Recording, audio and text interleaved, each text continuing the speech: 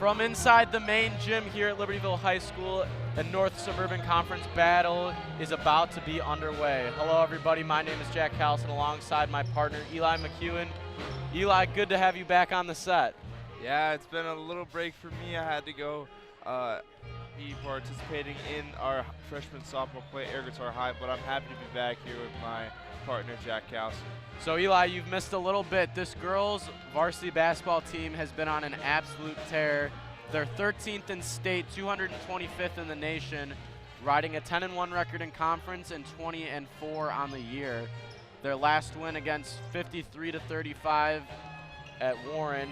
Last time on Wildcat Productions, you saw them take down the 18th ranked team in state, the Stevenson Patriots, by a margin of 13. Eli, tell us what you know about this girls basketball team this year. They love the play. In what NBC Sports Chicago is calling the Win to Get In Bowl, we're joined here at Walter R. Johnson Stadium to bring you this week's North Suburban Conference matchup, the Zion Benton Seabees against your Libertyville Wildcats. Hello. Harris is all over the place right now. Crow brings it back out to Marissi. Marissi off the dribble. Bear questionable to shoot, kicks it out to Huber. Huber pulls up. Bang! Nothing but net for Lauren Huber. Cats regain the lead. It's a 1-point game. Michelotti, a guy that you're going to see a lot this year, but also a lot next year. The junior has definitely earned a starting spot on this lineup and will remain there for the rest of the season. And something to notice here on the Cats bench, I just saw Patrick Graham jog in with now another brace, but on the other knee, the right knee. So it could be interesting. Maybe he tweaked a little bit of both knees in practice the other day, or I don't know what's going on there, but it'll be interesting to see how that unfolds. He was trying to testing out that new brace he got on. And Jackson Watson also was wiping a little bit of blood. It looked like he got a scrape on his right knee as well.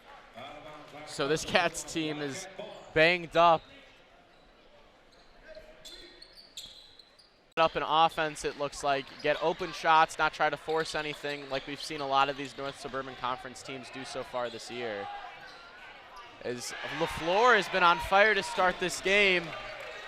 He's got 9 points out of the Bulldogs' 11.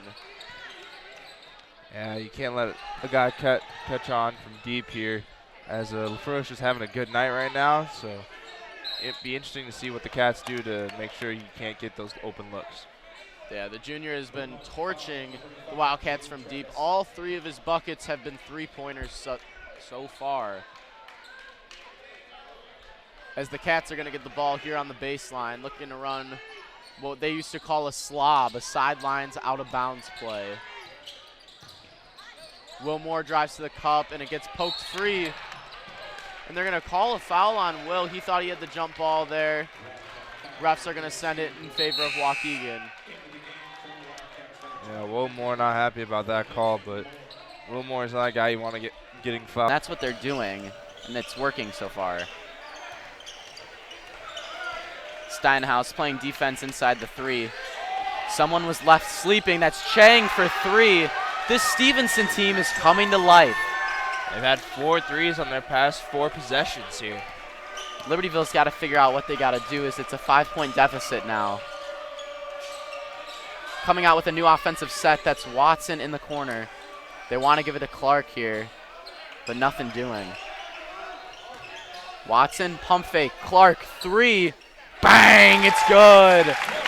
Travis Clark, number 32, putting up some big points early as he gets that one to go. And Steinhaus is gonna get credit. As White has a hand out in his face, Steinhaus inside, kicks it to Moore, a midi, and he swishes it. Will Moore has played a great offensive game. He leads the team in scoring tonight with 7 points. He's been very efficient. I don't believe he's missed a shot all night. Skip pass to the wing. He clanks that one. Clark with the rebound. Wilkerding has to slow it down yet again. Watson wants to feed it inside, but he's going to have to try and swing it some other way. Opposite side of the court. Steinhaus from deep. Banks it. The bank is open on a Tuesday night. As Steinhaus from deep. Wildcats starting to get a little bit of a run here going into the second half. Wildcats 5. In the coffin. Soccer team, state soccer team for LHS during the fall, and during the spring he plays volleyball as well. He's exceptionally fast, but he's also very long and can get up. So he's a guy that can definitely match that energy and athleticism we see out of RJ Holmes.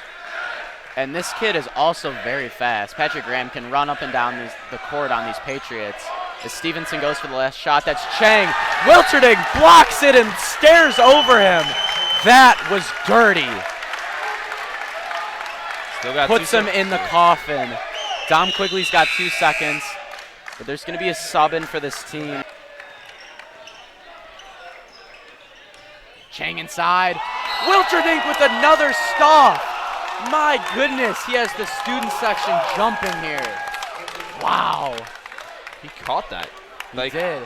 He palmed it. He was that high up. He was able to catch it and bring it down with him. That's his second monster block of the game so far. Where they'll go like high zones, just trying to get steals and stuff. Other times they'll just like, when a guy just comes over half court, they'll just send a random double team at him just to make them Cats on their toes and really not know what they're going for. As Waukegan has showed teams that is a problem. As Travis Clark beats Bryant Brown in the tip-off, and we're underway here. See that press early. Game.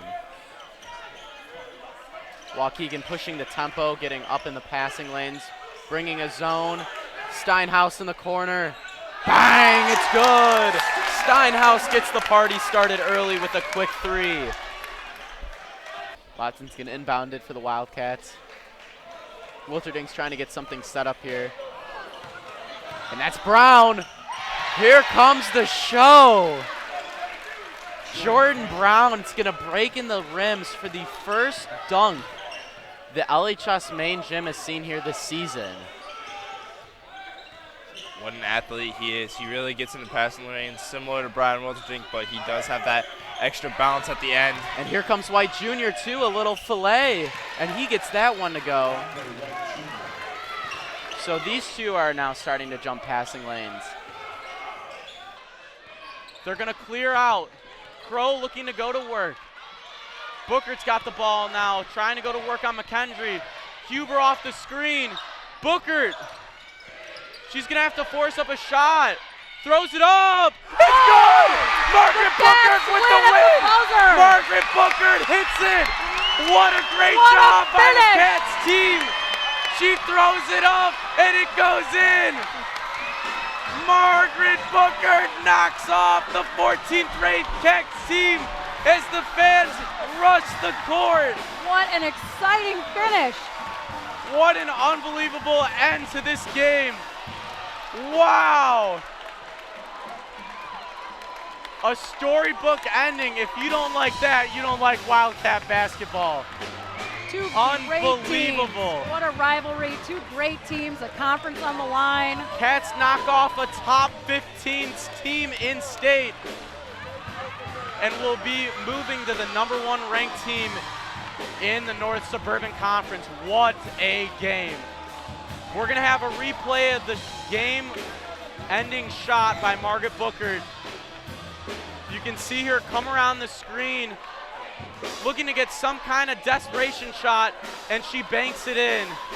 Margaret couldn't believe she was looking to make sure she got it off in time, and everybody rushes the court. Just off balance at that shot and everything. Absolutely a great game to finish by this Wildcats team, and they're going to walk out of the main gym with a W. She's going to finish with a team-high 15 points, and the Cats will be going home happy tonight. What a great game for everyone. Bounces out of bounds. The Wildcats will keep possession.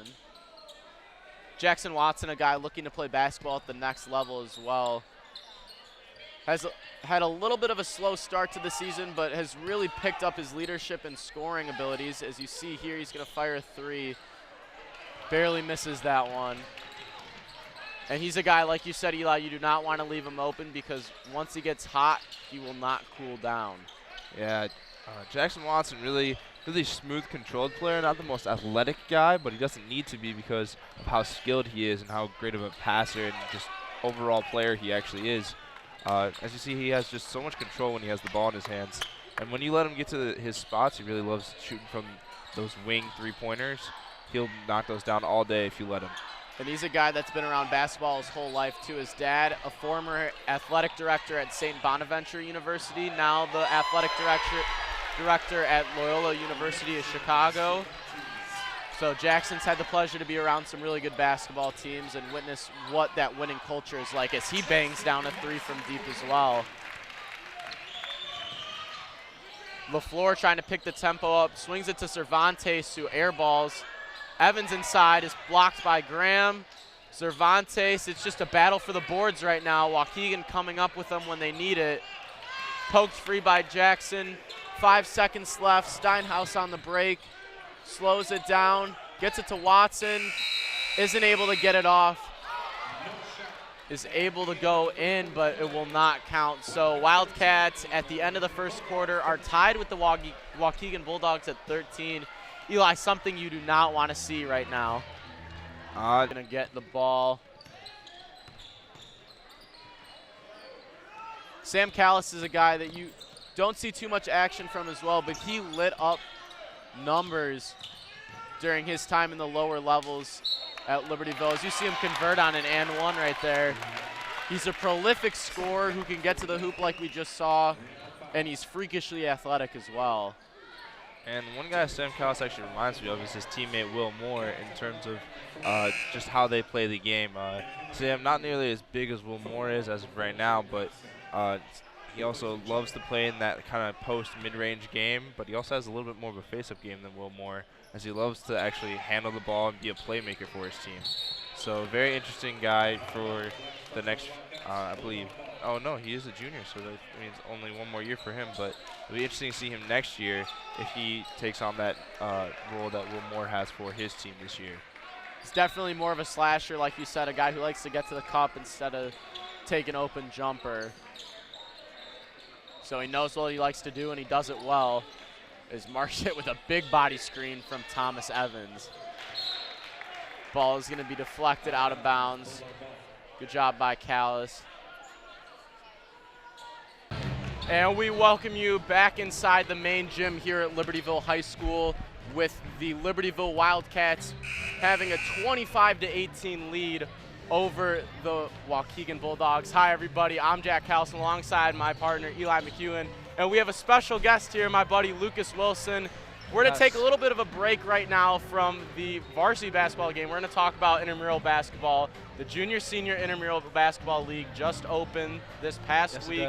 Lucas, tell us what team you're on, how you've been playing so far. Give us a little bit of a recap of how you guys have been playing. The last week, we're the Spurs, and we're 2-0. There's 3 top teams in the league, just like the NBA. The Spurs, the Dream Team, and the Raptors. We play the Raptors on Wednesday, so it's a big game. We're looking forward to it. And Lucas, as a former basketball player yourself, I know you played up until your sophomore year, almost played varsity, decided not to. How does intramurals compare to actually playing basketball? Is it still the same amount of enjoyment, more or less? Tell us a little bit about what it's like to play intramurals. I would say it's more enjoyment, but the atmosphere isn't the same. But the atmosphere is more fun, not competitive as it is here, but there's still a competitive atmosphere in intramural basketball. If you could give us a starting 5, your dream starting 5 inside the intramural basketball league, top 5, who are you picking at each position? I'm obviously picking my boy Drew Beatty, beast in the paint, myself and James Schmidt. Gonna have to go with my guy Aiden Holmes. He's on the Dream Team, but he's one heck of a player. And then for our final spot, I would have to pick Matthew Shores if he's trying, because he's not a big tryer. That's right, if he's trying. I'm going to go ahead and put myself at that 6-man spot. Oh, okay. 11 points yesterday against the Timberwolves, 11 points, 12 rebounds, 4 assists. I can do it all. So we're going to put myself 6-man. I think that's fair. Yeah, I think that's fair. Okay. Almost a member of the Spurs. Almost a member. Almost a member. You could have been. Could have been. You could have been. Accepted the invite from the Nets. Yes. bigger contract and more guarantees. That's right. So, Lucas, tell us a little bit about what it's been like to play. I know so far you dominated your first game against the Nats, Yes. speaking of. Yes. And tell us a little bit about your last game. I believe you guys played the Pistons. Yes, we played the Pistons. It was a tough game. The refs were absolutely horrible. So tell us, do you guys have set plays? Do you have offensive sets? Like, how seriously do you guys take it in real basketball? We have no sets. We just have a play with me and my guy Drew Beatty where he screens for me and I shoot it. Other than that, there's no plays. It's just us being athletes out there on the court. That's right. Athletes you are. Lucas, we wish you the best of Yes. luck in the playoffs as you guys head forward. It's been an honor to speaking with interview you. you, the senior, hopefully all-star intramural player. Yes, sir. And we wish you the best of luck in the season. Yes, best of luck to you as well. Thank you. All right. Back inside now, the varsity basketball game. 25-23 is your score as Chase Bonder throws up a three-pointer, can't quite get that one to go. Great to have my good buddy Lucas Wilson on the show to talk about intramural basketball, Eli. Yeah, Lucas Wilson, a good buddy of mine as well, and His shoulder. LHS just swarmed with the ball there. There's at least 7 guys just standing there waiting for the screen pass right when they saw the motion of the line there. And speaking of the ZB's line, let's talk about these guys. Some of these guys are absolutely massive. We got numbers like 6'2", 260, 6'2", 270, 6'2", 330. How about 6'1", 430? That is a big man right there. Yeah, number 77. You've seen him in on the defensive line. You'll definitely see him on the offensive line. They got big boys up there, and they really like to run behind him. Absolutely right. 3 to the left side once again. The Wildcats bring 6 to the line now, looking to blitz. Franklin steps back and fires a laser, and it's going to be picked off on the far side of the field. Cole Fiorenza takes it inside the 10, the 5, and fights his way in for the pick 6. Cole Fiorenza runs it back for a touchdown. That's going to be a Libertyville house call. I believe that's Cole Fiorenza's second house call on an interception this season. This DB group, I'll tell you, Eli, electric once they get the ball in their hands. Multi-use players that could play either offense or defense, and they're ball hawks for sure. If you see him when you see quarterbacks like this lofted up anywhere near Cole Fiorenza, he always goes for that pick. He doesn't try to bat it down. He doesn't care where his receiver is. He just bolts for that ball. He always wants to go take those back for 6. And Will Murphy and Cole Fiorenza, 2 DBs, both baseball players. You got to think some of that baseball skill comes into play on the football field. Oh, it's like stealing a bag, right? When they see that pitcher not looking at him, they just want to go. So now Cole Fiorenza lines up for the extra point, but we know the muddle huddle formation. It's snapped to Drumke. He's going to look for a pass and finds Aiden Holmes for the 2-point conversion. And as we talked about, it's been so successful this season. And I have to tell you that this year is because Brian Stacy's been breaking back the ball and making sure that he either gets batted down or doesn't get intercepted by the opponent. So Blake keeps this one and breaks through the line of scrimmage. He's got a lot of green in front of him, folks. And he's dragged down around the 33-yard line. Blake wanted that one to go all the way. I mean, look at that speed. It could have gone all the way. When you have that much speed coming out of your quarterback position, I don't know how you resist running that quarterback draw every single play. And you can see Ty Lawrence there seal his blocker, number 55, to give Blake 20 extra yards of running room there. It's a great job by the O-lineman, one of the keys to the game by Coach Davis, and they've been executing tonight. They have. There's really not been that many negative plays for them on offense because of the offensive line play. They've really been making up for either like poor. And we haven't seen this pistol strong yet tonight, so the Cats must be doing something good defensively. As Franklin's in the shotgun now, steps back and is looking far. He finds his man and is dragged down at about the 37-yard line. That's number 21, Deontay Dowdle. So his second reception of the night. I mean, this is really the first time we've seen the ZBs really throw down the field and actually complete it this game. So if they can keep this up, they can turn their one-dimensional offense into really more of a two-dimensional offense where they can really throw out the Cats here with their running and passing complements. So hopefully they keep this passing game up. So just an update from that Carmel game. It's halftime now, but Cyan Uzma Harper, a player that gave us a lot of trouble, has 112 yards on just 11 carries. It's a tie game at halftime, 14-14. Chisholm now is going to get the ball and burst through the middle. Doesn't pick up too much right there. And those big boys at Zion Bedden aren't doing a great job for the running back there. LHS is really able just to shed all their blocks right there. I don't think the linebackers even really moved. It was just the D-line just shedding all their blocks there and just getting in the backfield early. So Zion Benton breaks the huddle as we have another update. Moline's up 13-7 on Quincy, so that's another game that we talked about earlier. Franklin has his man and overthrows him. So this Eric Franklin, as we've seen so far, either is on the money or can't seem to do anything. Yeah, I think it's a little bit of his footwork. His footwork isn't that great right now. His base is very narrow, which usually causes your shoulders to rise up, and when your shoulders rise up when you're throwing, you really tend to sail the ball, and that's really what's been happening in this game. Is he's been sailing, overthrowing his targets, and that's what led to that first interception early in the game, and what led him to overthrow that throw right there. So 2 receivers to the left of your screen, and they're going to stack a couple of blockers towards the right. Franklin calls for the ball and gets it. A quick pass towards the middle of the field is completed. Once again, John Coxey, we talked about him, as that's his first complete pass of the night. Yeah, I mean, at least he was able to make up for that miss by being patient, waiting for his offensive lineman to really drive the CBs back and just make running lanes out of nothing.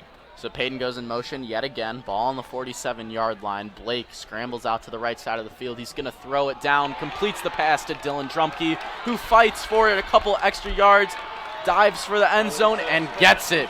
Dylan Drumke with a Libertyville house call. What a play by Dylan Drumke there. Just tough catch over there near the sideline. As you see Blake rolling out in the bootleg like they really love to do for these Wildcats. And then Dylan Drumke just breaking the tackle here and just running all the way in for the touchdown. You saw him get good position on the outside and cut back in shortly after. Great job by the Cats right there. And now the muddle huddle is going to return once again. I'm going to be honest, guys, they're running out of muddle huddle plays for viewers watching with home. So now Cole Fiorenza lines up for the extra point. Luce is going to go in motion. And Drumke's going to take it looking for the pass. Read option. Fiorenza's going to rumble, stumble, loses the ball, and is not going to get the point to go. I mean, he's done almost everything tonight as well as him to stay healthy. Trips left, one man on the right side of your screen. Peyton comes into motion. It's going to be a keeper by Blake. Blake's going to go through the middle, cuts back to the outside. Blake at the 30, Blake at the 20, Blake at the 10. He's going to stop, spin, and go out of bounds at the 5. Almost Blake's 3rd rushing touchdown this game. This man can run. Man, I mean, do you just see that explosion right when he gets through the hole? Because it's just so effortless the way he does that. He'll kind of stop in the hole, kind of like Le'Veon Bell, and he'll wait for his blocks to set up. But right when he sees the hole, he just quickly just gets right up to top speeds, and he runs so fast for a quarterback that DBs really sometimes underestimate that, and then they end up getting burned for it as he can just run around basically everybody. So it's going to be 1st and goal at the Wildcats' 8-yard line. They're going to say he stepped out of bounds a little bit early. Blake gets the snap. It's going to be a handoff to Luce. Cuts it back inside and is able to waltz through for a Wildcat touchdown. I believe that's his 3rd rushing touchdown tonight. 2nd or 3rd. And it's not even the second half yet. 42-0 lead. You have to guess that there's going to be some 2nd and 3rd string players getting some playing time tonight. Oh, for sure. I don't feel like there'll be almost any starters in it by the end of the night today. And it looks like they're going to be lining up for just a normal field goal. Very rare look for the Cats here. They hit one last week against Lake Forest, but hey, you're up 42-0. Why not try some stuff out? Give your kicker a little bit of confidence. Cole Fiorenza's going to get the kick, and it's going to be good. 43-0 Wildcats. 2 minutes and 25 seconds left in the quarter. I'm talking about how great an athlete. Especially the last home game of their career. You want to see some of these guys in for the last time. I see they're playing aggressive. And more. Look at Cam Benson wrestle him to the ground. Oh, man, what a good hit, too, by Aiden Bechtold. Great play. Great play to wrap him up by 37, Cam Benson getting some action. And Aiden Bechtold, a key player on this defense, just comes in and hit sticks him. Yeah, Cameron Benson, a first-year football player this year, I believe. And just look at that technique, just making sure to wrap up and not let go of more as he tried to slip out of that tackle there. Of course, you see Foul being on the play as well. Let's give some credit to senior nose guard on that play. That was Marcus Stoll, Yeah, he a really beast. clogged. Matt Brenner and is brought down. Let's talk about the O-linemen for right now. A lot of people don't know outside of school that the O-linemen are known as the Mules. According to Coach Davis, the Mules is the term of endearment given to the offensive linemen here at Libertyville High School. The history of the Mules date back to 1990 when Coach Genrich decided to give the offensive linemen a name that encompassed both the identity and the level of preparation for the group. From that point on, the offensive lineman has been referred to as the Mules. A mule is a cross between a horse and a donkey, bred for size, strength, and endurance. For most part in history, mules are seen working together as members of a team. The Wildcat Mules this year, like all other years, will work together to carry the load offensively. Our offense will only go as far as his mules will take us. We love the Mules. So now they run the muddle huddle. It's going to be snapped to Sean Luce. He jukes, and he's able to get in the end zone for 2. So the muddle huddle success rate is something that Mr. O'Neill has preached here on the broadcast, and so far this season it has been widely successful. 75% of the time, including that play, so they're 15 for 20 on the year, and it's accounted for over 10 extra points. I mean, if you can score that consistently on 2-point conversions, I would honestly do it every single time. It's way more efficient than kicking a field goal every time and risking it getting blocked or missing. Especially at this level, that happens a lot more often than you'd think. So I think it's a very surprising strategy. I didn't think how that would work at the beginning of the season, but it turns out that the gamble has been paying off for the Cats. Well, we know that our special teams unit for field goals isn't as strong as we would like it to be. The coaching staff has done a great job of putting something together to not only give us 1 point, but give us 2 points, and it's been widely successful. So kudos to the coaching staff, and Cole Fiorenza now comes on for the kickoff.